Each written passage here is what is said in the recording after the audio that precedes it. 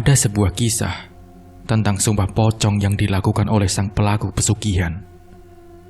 Lantaran ia tak mengakui kalau dirinya ini melakukan ritual pesugihan, para warga meminta agar orang tersebut untuk melakukan sumpah pocong sebagai pembuktian jika ia bukan pelaku pesugihan. Sebut saja namanya Pak Jaya, orang yang akan melakukan sumpah pocong karena melakukan ritual pesugihan, dan salah satu saksi yang mengetahui bahwa apa yang sebenarnya yang dilakukan oleh Pak Jaya ini adalah Pak Hendra. Pak Hendra yang secara tidak langsung mengetahui siapa sebenarnya Pak Jaya. Namun untuk membuktikan apakah benar Pak Jaya itu adalah pelaku pesugihan atau bukan, maka dilakukan sumpah pocong. Saat itu beberapa warga cemas dan khawatir dengan apa yang sering terjadi di kampungnya, karena banyaknya hal-hal yang tidak wajar, terutama kabar tentang arwah yang tidak tenang yang tak lain ibu kandungnya Pak Jaya. Nah, dalam ceritanya, Pak Hendra yang merupakan saksi di sini dan juga beberapa warga yang menceritakan kalau almarhum ibu kandungnya Pak Jaya itu sering menampakkan diri di balkon atau lantai di rumah milik Pak Jaya. Dan itu bukan hanya satu atau dua orang yang melihat, tapi beberapa warga yang sudah banyak yang melihatnya. Anak-anak pun sering melihat ada sosok perempuan dengan pakaian yang sering dipakai oleh ibu kandungnya Pak Jaya. Karena khawatir akan mengganggu anak-anak yang berangkat mengaji, para warga ini mengadu ke salah satu kiai. Nah, dari aduan itu, Pak Kiai sempat meminta sama Pak Jaya, setidaknya untuk mendoakan almarhum ibunya.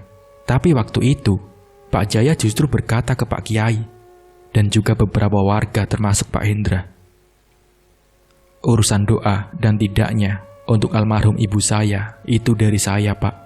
Saya kan sudah mendoakan almarhum ibu saya 7 hari berturut-turut. 40 harinya sudah, 100 harinya pun sudah. Ya kalaupun dia ada di rumah saya, ya nggak apa-apalah. Kan dia juga ibu saya. Mau dia datang, mau dia ada di atas atau enggak. Yang penting keluarga saya tidak terganggu. Kalau Pak Kiai tahu caranya agar arwah ibu saya tidak menampakkan dirinya lagi, ya silahkan." Beberapa warga pun yang mendengar perkataan dari Pak Jaya ini sempat geram. Iya, karena tingkahnya itu seakan-akan membiarkan sosok almarhum ibunya itu ada di lantai 2 rumahnya. "Kalau saya diizinkan, saya akan berdoa di halaman rumah Bapak," kata Pak Kiai. "Silahkan, berdoa. Tapi saya tidak mengizinkan untuk doa di halaman rumah saya," kata Pak Jaya. Pak Kiai yang mendengar itu pun mengiyakan saja. Sampai akhirnya, para warga melakukan doa bersama di salah satu rumah warga yang jarak rumahnya paling dekat dengan rumah Pak Jaya. Mereka melakukan doa bersama yang tujuannya agar sosok ibu kandungnya Pak Jaya itu tidak menampakkan dirinya lagi. Alhamdulillah, setelah doa bersama itu, 1 hari, 2 hari, sampai 1 minggu, alhamdulillah, sosok itu tidak pernah muncul lagi. Dan ini tentunya membuat warga tenang. Tapi hal itu tidak berlangsung lama. Ada beberapa kejadian lagi terkait dengan orang-orang yang sudah meninggal. Ini yang tak lain adalah keponakan dari Pak Jaya. Arwah keponakannya itu juga muncul di balkon rumah itu. Keponakan ini meninggal setelah 1 tahun sepeninggalnya ibunya Pak Jaya. Pak Hendra yang mengetahui itu pun mencoba menghubungi adiknya Pak Jaya, yaitu Pak Gani. Pak Gani ini adalah ayah dari bocah kecil itu. "Anakmu yang baru meninggal itu ada di lantai 2 rumahnya Jaya kan?" kata Pak Hendra. "Loh, kok bisa anak saya ada di situ?" kata Pak Gani. "Ya, saya pun tidak tahu ini sebenarnya ada apa." Pak Gani sendiri pun bingung dengan keadaan kabar itu. Belum genap 100 hari kok bisa ada di rumahnya Pak Jaya? Padahal jarak rumah kami jauh loh. Ya memang, jarak rumahnya itu sangat jauh, bahkan beda desa. Kok bisa menampakkan diri di dalam rumahnya Pak Jaya? Kata Pak Hendra. Pak Gani pun menelusuri kejadian itu melalui beberapa praktisi bersama Pak Hendra. Mereka datang ke salah satu ahli kebatinan dan menjelaskan tentang meninggalnya anaknya Pak Gani. Anaknya Pak Gani ini berusia sekitar 11 tahun. Memang semasa hidupnya, ia sering sekali diajak pergi oleh Pak Jaya, karena Pak Jaya sendiri punya anak yang usianya sama dengan anaknya Pak Gani.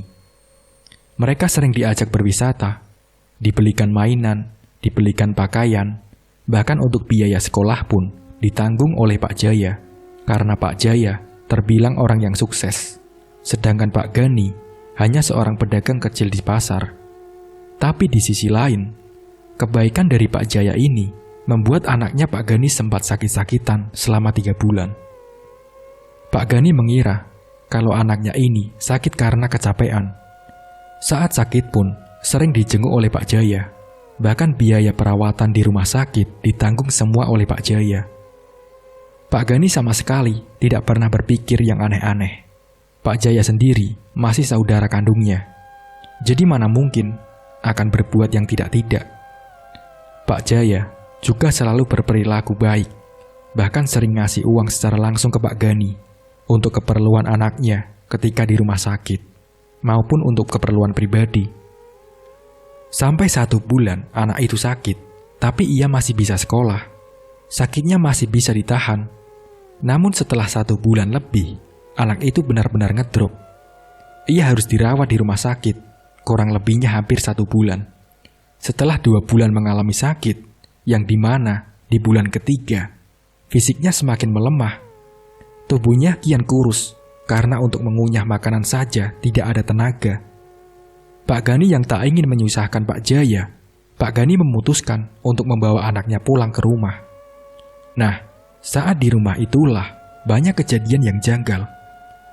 Memang ketika sepulang dari rumah sakit, anaknya ini sudah terlihat kurus, disuruh makan itu susah.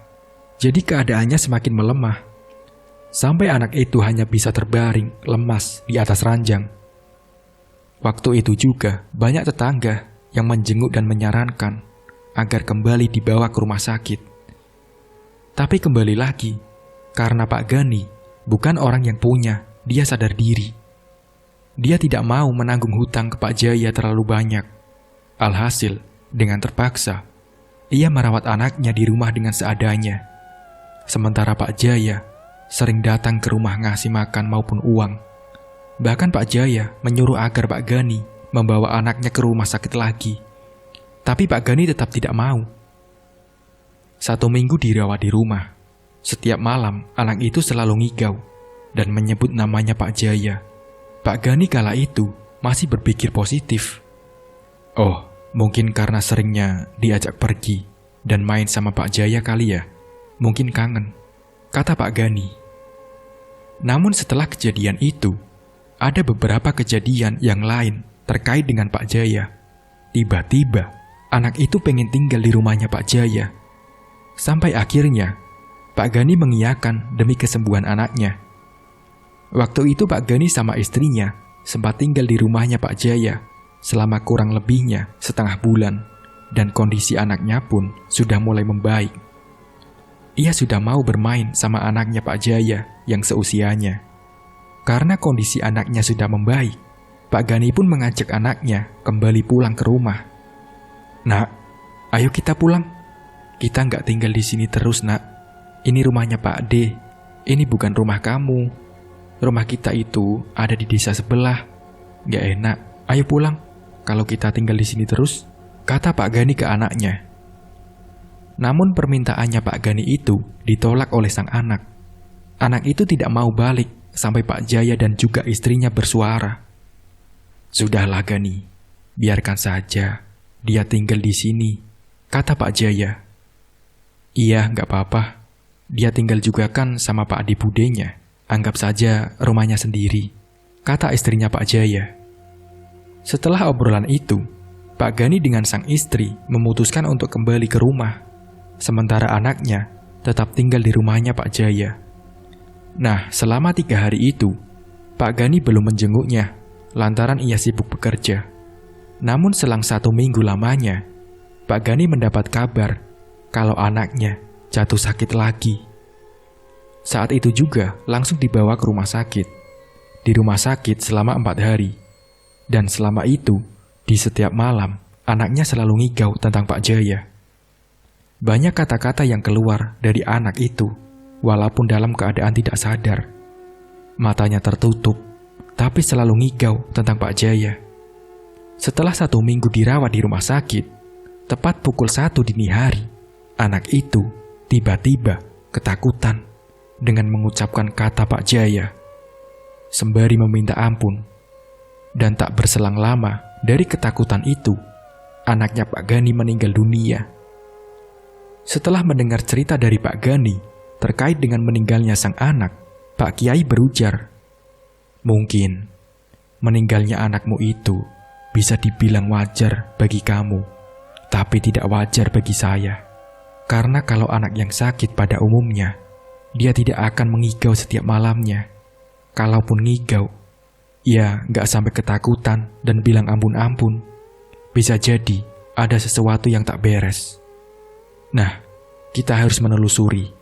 Sebenarnya ada apa dengan meninggalnya anakmu? Karena yang ku dengar kabar dari Pak Hendra, anakmu itu ada di lantai 2 rumahnya Pak Jaya. Ya, mungkin karena dia dulu sering tinggal di situ. Tapi ini bukan soal itu saja. Beberapa hari kemarin, para warga sekitar yang tinggal di dekat rumahnya Pak Jaya mengadakan doa bersama untuk mendoakan almarhum ibunya sampeyan," kata Pak Kiai. "Ah, doa bersama? Doa gimana maksudnya Pak Kiai?" kata Gani. "Apa sampeyan ndak dengar? Beberapa minggu kemarin, kan para warga mendoakan almarhum ibunya sampeyan yang sering meresahkan warga sekitar. Karena ibunya sampeyan itu juga sering menampakkan diri di balkon lantai 2 rumahnya Pak Jaya. Nah, ini bisa jadi ada kaitannya dengan meninggalnya anaknya sampeyan. Coba, sampeyan ingat-ingat, ibunya sampeyan itu meninggalnya bulan apa? Saya khawatir kalau ini ada kaitannya dengan tumbal sedarah. Kemungkinan di balik kesuksesannya Pak Jaya itu ada campur tangan iblis. Ya, semacam melakukan pesugihan," kata Pak Kiai. Tapi bagaimana mungkin Pak Kiai?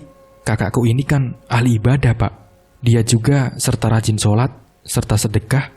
Bagaimana mungkin dia melakukan pesugihan Pak Kiai? Dia juga sama keluarga baik. Kenapa Pak Kiai sampai nuduh kakak saya sebagai pelaku pesugihan?" kata Pak Gani. "Gini Pak Gani, mungkin sampeyan gak percaya dengan apa yang sampeyan dengar saat ini. Tapi Pak Hendra lah yang sudah mengetahui siapa sebenarnya Pak Jaya itu." Saat itu juga Pak Hendra menjelaskan ke Pak Gani, "Begini loh Pak Gani, ini tidak hanya terkait dengan anaknya sampeyan yang sering mengganggu warga, yang menampakkan dirinya di lantai 2 rumah milik Pak Jaya. Tapi di sini ingin saya perjelas. Saya ingin nanya secara langsung ke sampeyan. Selama sampeyan tinggal setengah bulan di rumahnya Pak Jaya, ada nggak hal-hal yang aneh menurut sampeyan? Mungkin ada kamar kosong atau mungkin bau harum kembang melati, kembang mawar, atau berkaitan dengan sesaji," kata Pak Hendra. "Iya, kalau bau kembang itu ada Pak. Cuman ya pikirnya saya, kan bau kembang bisa jadi dari halaman rumah. Karena banyak bunga-bunga Pak. Dan bukan itu saja sih. Setiap ruangan itu harum sekali. Mungkin disemprotkan parfum. Bagi saya itu hal yang wajar. Kalau terkait kamar kosong, saya tidak tahu Pak," jawab Pak Gani. Sebelum ibumu meninggal, sampeyan tahu kabar yang dialami oleh Pak Jaya nggak? Tentang usahanya yang bangkrut. Dulu dia sempat mengeluh. Tapi yang perlu sampeyan tahu, dia sebenarnya tidak bangkrut. Dia menggadaikan rumahnya dan sertifikat tanah milik orang tuanya juga digadaikan. Mungkin sampeyan tahu hal itu." Iya, kalau soal sertifikat milik ibu digadaikan sama Jaya, saya tahu. Alasannya kan buat nambah modal. Jadi bagaimana mungkin dia bangkrut? Dia kan bilangnya nambah modal dan memang usahanya lancar, jawab Pak Gani. "Iya, betul. Tapi saya yang satu profesi dengan kakakmu, rumah yang ditinggali saat ini sudah hampir ditarik oleh pihak bank. Dia sudah tidak mengangsur hampir 6 bulan lamanya. Dia juga punya hutang ke relasi kerjanya hampir 700 juta, kata Pak Hendra. "Hah? Yang benar Pak Hendra?" tanya Pak Gani. Iya, benar. Karena saya sendiri tahu dan saya pun menjadi korban dari kakakmu. Dia punya hutang ke saya itu sekitar 50 juta. Sampai detik ini belum dilunasi. Menurut sampean, dia orang sukses kan? Tapi nyatanya hutang saya 50 juta itu belum dilunasi. Dan setengah tahun sebelum rumah itu disita pihak bank, Pak Jaya sempat mengatakan sesuatu ke saya agar dia bisa mengembalikan masa kejayaan dan usahanya. Pak Jaya mendatangi seorang dukun agar para penagih itu seakan-akan lalai, dan bukan hanya itu saja, hutang-hutangnya kalau bisa dilunasi. Nah, sayalah yang mengantar Pak Jaya datang ke dukun. Waktu itu diberikan suatu amalan-amalan tertentu, tapi kenyataannya gagal. Tapi Pak Jaya tak mau berhenti begitu saja. Bersama saya, dia akhirnya datang ke satu tempat pesugihan. Waktu itu, saya hanya di luar saja, tak berani masuk. Entah di dalam Pak Jaya diberi apa saja saya kurang tahu. Namun semenjak saat itulah kejayaan mulai hadir di hidupnya. Rumah pun tak jadi disita, dan hutang 700 juta pun selesai dalam kurun waktu yang kurang dari 1 tahun.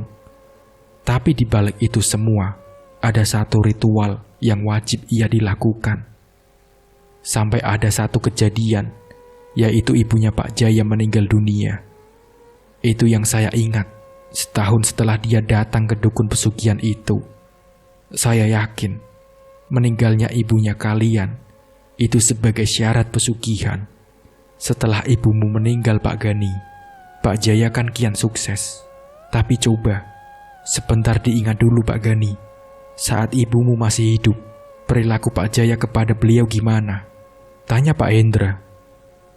Pak Gani pun menjelaskan kepada Pak Hendra dan Pak Kiai kalau perilakunya Pak Jaya ke orang tuanya itu, ya seperti layaknya anak yang berbakti kepada orang tua. Seluruh kebutuhan keluarga, terutama ibunya, memang dicukupi sama Pak Jaya. Dan bukan itu saja, semua kebutuhan keluarga saudara-saudaranya ia cukupi. Dia memang baik hati. Makanya saya bingung, apa iya kakakku pelaku pesugihan? Jawab Pak Gani. Apa yang kamu katakan itu benar Pak Gani? Kalau dia menjamin segala kebutuhan dan keperluan ibumu, kata Pak Hendra kepada Gani. Betul. Dia setiap bulan ngasih uang yang tidak sedikit, dan dia selalu ngasih sebelum uang ibu habis. Yang kadang saya sendiri yang makai uang itu karena satu rumah dengan ibu saya. Jawab Pak Gani. Kamu harus tahu dan kamu harus paham, kebaikan Pak Jaya bisa jadi ada udang di balik batu. Yang saya maksudkan, dia baik sama ibu kamu dan keluarga kamu. Tapi di sisi lain, sampean harus ingat apa yang barusan diceritakan Pak Hendra. Memang hidupnya kini serba kecukupan.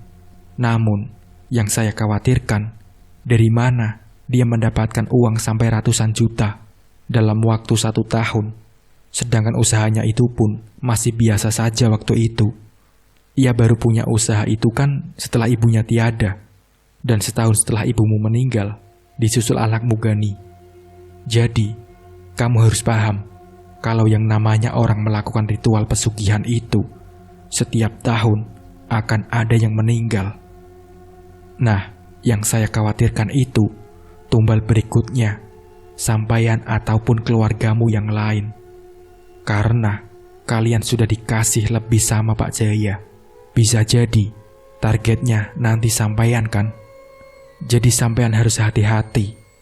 Sekarang, kembali lagi tentang anakmu yang ada di lantai 2 rumahnya Pak Jaya.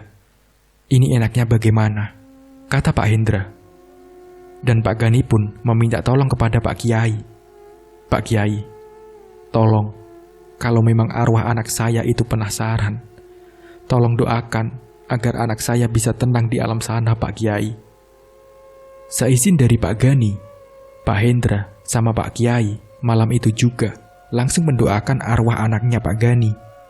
Nah, setelah apa yang dilakukan oleh mereka berdua dan para warga, sosok anak itu, alhamdulillah, tidak pernah muncul lagi. anak itu seakan-akan menghilang dari pandangan warga sekitar, termasuk anak-anak yang sering berangkat ngaji. Jadi, warga setempat menjadi tenang. Singkat cerita, setelah hampir 5 bulan setelah kejadian itu, Pak Gani kini sering datang ke Pak Hendra. Pak Gani sering mengeluh, mual, bahkan sering mengeluarkan darah dari dalam mulutnya. Pak Hendra yang melihat Pak Gani datang dengan keadaan tubuh yang sudah kurus pun sempat kaget. "Loh, kamu kok sekarang jadi gini kan? Ayo, kita langsung ke rumahnya Pak Kiai. Barangkali ada sesuatu yang membuat kamu itu seperti ini," ajak Pak Hendra. Keduanya pun pergi ke rumah Pak Kiai.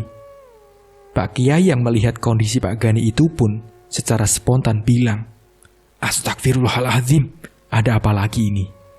Kenapa kamu baru kesini Gani? Ini ada yang menginginkanmu. Saya mau tanya, setiap malam tertentu, mungkin dalam kurun waktu beberapa bulan ini, pernah ada mimpi-mimpi aneh? Entah itu jin, atau setan, atau sejenisnya," kata Pak Kiai ke Pak Gani. Iya Pak Kiai, saya pernah memimpikan itu. Saya pernah didatangi oleh sosok yang tinggi besar, dan itu datang bukan sekali 2 kali, tapi sosok itu datang berkali-kali Pak. Seingat saya, sosok itu datang tiap malam Sabtu malam. Saya selalu terbangun ketika mimpi itu datang dan pasti pagi-paginya saya muntah darah Pak Kiai. Sebenarnya saya kenapa Pak Kiai? Kata Pak Gani ke Pak Kiai. "Kamu itu sedang diincar Gani." "Ah, maksudnya diincar siapa Pak Kiai?" kata Gani ke Pak Kiai. "Kamu ini sedang diincar sama salah satu pelaku pesugihan yang tak lain kakak kandung kamu sendiri yang namanya Jaya. Ya, karena kan kamu sudah terlalu banyak makan barang haram dari Pak Jaya. Nah, untuk bisa menetralisir itu semua, setidaknya kamu harus berpuasa terlebih dahulu sampai 3 hari. Dan setelah kamu puasa, kamu harus diruqyah. Tapi, semua itu kembali ke sampean Pak Gani, kalau sampean mau." Setelah mendapat saran demikian, esok paginya, Pak Gani mulai puasa. Saat malam pertama puasa, Pak Gani didatangi oleh Pak Jaya. Nah, Pak Jaya pun sempat memberikan sesuatu kepadanya. "Gani, kalau sakit, mendingan berobat aja ke rumah sakit, jangan kemana-mana. Nih, tak kasih uang," kata Pak Jaya. Dan Pak Gani pun menolak uang itu. Saya nggak mau. Saya nggak mau, Kang. Terima kasih. Uang itu buat sampean saja. Kamu kan lagi nggak enak badan. Ini uang buat berobat," kata Pak Jaya. Iya, Kang. Aku tahu. Cuman aku tidak mau ngerepotin Akang," jawab Pak Gani. Pak Jaya yang mendapat penolakan itu pun akhirnya pamit pulang. Nah, di malam harinya, Pak Gani memimpikan Pak Jaya dan juga diperlihatkan ibunya serta anaknya yang sudah meninggal. Pak Gani berusaha untuk tetap kuat sembari sahur di hari kedua. Namun sehabis Pak Gani melakukan sholat hajat dan berzikir, tiba-tiba didatangi secara langsung oleh sosok hitam besar yang muncul tepat di hadapannya. Astagfirullahaladzim. Pak Gani pun terkelojat, kaget, sampai beranjak dari tempat duduknya dan meninggalkan zikirnya. Karena masih sering diganggu oleh sosok itu, Pak Gani pun datang menemui Pak Kiai. "Sosok itu akan tetap mengganggu kamu dengan tujuan agar kamu tidak melakukan puasa dan zikir. Kamu harus bisa menyelesaikan puasa itu. Nah, setelah kamu puasa itu, nanti kamu harus diruqyah agar sosok itu tidak mengganggumu lagi," kata Pak Kiai. Tepat di malam Jumat, Pak Gani lagi-lagi didatangi oleh sosok hitam besar. Tapi di sisi kanan maupun kirinya itu samar-samar, seperti ada tubuh manusia. Namun wajahnya tidak jelas. Sampai singkat cerita, setelah 3 hari puasa, Pak Gani ditemani Pak Hendra datang menemui Pak Kiai untuk membuktikan apakah benar Pak Jaya itu pelaku pesugihan atau bukan. Nah, selepas maghrib, Pak Gani pun segera diruqyah. Ketika di Ruqyah inilah kebenaran terkuak. Pak Gani dirasuki oleh sosok genderuwo yang mengaku suruhan dari Pak Jaya dan Pak Gani harus jadi tumbalnya. Pak Gani yang tengah dirasuki oleh sosok itu tidak tahu kebenarannya. Tapi Pak Hendra dan Pak Kiai mendengar dengan jelas kebenaran itu. Sampai akhirnya ketika Ruqyah itu selesai, yang alhamdulillah kondisi Pak Gani tidak apa-apa, hanya jatuh pingsan dengan kondisi lemas. Tapi di sisi lain, sosok hitam besar itu yang mengganggu Pak Gani sudah terlepas. Alhamdulillah, Pak Gani selamat dari tumbal. Beberapa harinya setelah Pak Gani di Ruqyah, ada sebuah kejadian yang menimpa keluarganya Pak Jaya. Yang tak lain, anak yang seusia anaknya Pak Gani yang sudah duduk di kelas 1 SMP dikabarkan kecelakaan yang membuat anaknya Pak Jaya meninggal dunia di tempat. Saat itu juga, Pak Gani datang ke rumah Pak Hendra, menceritakan kalau anaknya Pak Jaya telah meninggal dunia. Pak Hendra meminta sama Pak Gani agar datang ke rumah Pak Kiai terlebih dahulu sebelum datang ke rumahnya Pak Jaya. Mereka pun bertanya ke Pak Kiai, Pak Kiai, ada apa sebenarnya dengan anaknya Pak Jaya? Begini, jika Allah berkehendak, tidak ada yang tidak mungkin. Sosok hitam besar yang merupakan sosok genderuwo itu menginginkan kamu. Tapi alhamdulillah, kamu masih diberikan keselamatan dan perlindungan. Namun sosok itu tetap meminta tumbal nyawa. Nah, karena sosok genderuwo itu tidak bisa membuat kamu meninggal, maka keluarganya pelaku itu sendiri yang harus menanggung tumbal itu, jawab Pak Kiai. Setelah mendapatkan penjelasan seperti itu, akhirnya mereka bertiga langsung berangkat ke rumahnya Pak Jaya. Sekitar pukul 10 pagi mereka baru sampai, dan Pak Gani ini tiba-tiba menantang Pak Jaya. Kalau kematian anakmu ini bukan perilakumu, buktikan jika kamu tidak melakukan pesugihan. Karena yang aku tahu, di sini ibuku, anakku, dan sekarang anakmu meninggal dunia dengan keadaan yang tak wajar seperti ini. Ini tidak lepas dari apa yang sudah aku alami kemarin-kemarin, bentak Pak Gani. Bentar, maksudmu itu apa? Jawab Pak Jaya. Sudah, aku sudah tahu semuanya. Sampean ini sebenarnya mau menjadikan aku tumbal kan? Bentak Pak Gani. Ah, jangan ngawur kamu, jawab Pak Jaya. Enggak usah berbelit. Sampean ini pelaku pesugihan kan? Bentak Pak Gani lagi. Enggak usah aneh-aneh ngomongnya. Kamu enggak ada buktinya, Gani. Kamu tahu enggak sih? Aku ini lagi berduka. Anakku meninggal. Kamu datang-datang bukannya mengucapkan bela sungkawa, justru malah menantang aku untuk sumpah pocong. Maksudnya apa, Gani? Jawab Pak Jaya. Ya, kalau sampean itu bukan pelaku pesugihan, buktikan, kata Pak Gani. Baiklah, keinginan kamu akan aku jalani, tapi aku akan mengurus anakku dulu, jawab Pak Jaya. Ucapan itu pun didengar oleh Pak Kiai dan para warga yang bertakziah. Saat itu anaknya Pak Jaya baru pulang dari rumah sakit karena jenazahnya sempat dibawa ke rumah sakit terlebih dahulu dan baru sampai di rumah pukul 11 siang dan jenazah dimakamkan habis zuhur sekitar jam 1 siang. Setelah acara pemakaman selesai, sumpah pocong pun segera dilakukan. Banyak warga yang menyaksikan keadaan Pak Jaya yang sudah dikafani kain pocong. Istrinya Pak Jaya yang melihat suaminya akan melakukan sumpah pocong pun menangis, termasuk keluarga besarnya.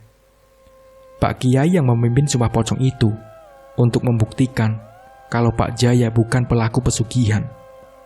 Sebelum sumpah pocong itu dilakukan, Pak Kiai pun sempat bertanya, "Apa kamu berani melakukan sumpah pocong ini?" Tanya Pak Kiai kepada Pak Jaya. "Berani Pak Kiai, berani," jawab Pak Jaya. Pak Jaya sampai ditanya 3 kali dan jawabannya tetap sama. Pak Kiai pun hanya bisa menghela nafas panjang dalam hatinya berkata, "Berani-beraninya dia menantang," kata Pak Kiai dalam hati. Ketika baru beberapa saat dimulainya Sumpah Pocong, tiba-tiba Pak Jaya berteriak-teriak, memberontak dengan mengucapkan kata ampun. Dan saat itu juga Pak Jaya pun mengakuinya. Iya saya mengakui kalau saya ini adalah pelaku pesugihan." Saat itu juga Pak Hendra, Pak Kiai, Pak Gani, dan yang lainnya sempat meminta Pak Jaya untuk bertobat, kembali ke jalan yang benar. Pak Jaya pun melepaskan semua kain kafannya. "Aku tidak akan pernah berhenti. Percuma aku berhenti. Kalaupun aku berhenti, aku akan jadi pengikutnya. Ini sudah sumpah janjiku sama sesembahanku." Pak Kiai pun hanya bisa geleng-geleng kepala, termasuk semua warga yang berada di situ. "Kalau kamu tidak bertobat, silahkan. Kamu pergi dari desa ini, Jaya," ujar Pak RT. "Kamu jangan bikin ulah di desa ini." Pak Jaya pun meminta sama para warga, "Izinkan saya mengemasi semua barang saya. Dan saya pastikan saya akan pergi meninggalkan desa ini selamanya," jawab Pak Jaya. Waktu itu juga, Pak Jaya langsung mengemasi barang-barangnya, sembari disaksikan warga, dan tidak ada 2 jam, Pak Jaya selesai mengemasi barang-barangnya dan langsung meninggalkan rumah itu. Dari kesepakatan bersama, daripada rumah itu terbengkalai begitu saja, rumah itu pun akhirnya diratakan. Setelah beberapa hari semenjak Pak Jaya meninggalkan desa itu kian tenang.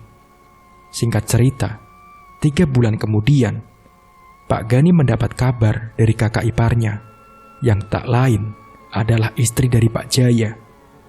Ia mengabarkan kalau Pak Jaya meninggal dunia akibat kecelakaan tunggal. Tubuhnya pun sudah tak terbentuk lagi, saking parahnya. Pak Gani yang mendengar itu pun terkejut. Tak menyangka kakak kandungnya akan meninggal dengan cara yang mengenaskan. Jenazah korban pun dimakamkan di desa di mana Pak Gani tinggal. Sekarang keluarganya Pak Gani, alhamdulillah, masih baik-baik saja. Nah, seperti itulah ceritanya. Semoga cerita ini bisa bermanfaat dan bisa diambil hikmahnya untuk kita semua. Mungkin cukup sekian dari saya. Wassalamualaikum warahmatullahi wabarakatuh.